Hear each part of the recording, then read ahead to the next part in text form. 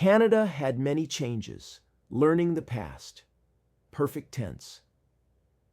Canada is a beautiful country with a rich history filled with many changes. Understanding the past perfect tense is important for beginner ESL students to describe events that happened before another past action. Let's explore Canada's history and learn how to use the past perfect tense with illustrative examples. One significant change in Canada's history was the arrival of European settlers.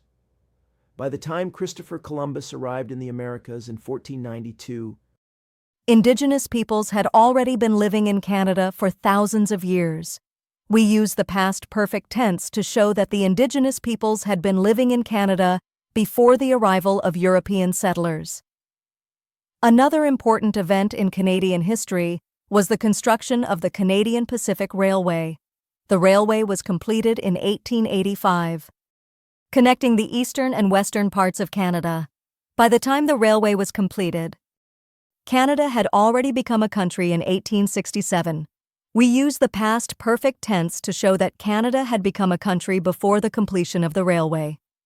In more recent history, Canada has made strides in gender equality. By the time Justin Trudeau became the Prime Minister in 2015, Canada had elected female leaders at the provincial level. We use the past perfect tense to show that Canada had elected female leaders before Justin Trudeau became Prime Minister. Canada has also seen changes in its immigration policies.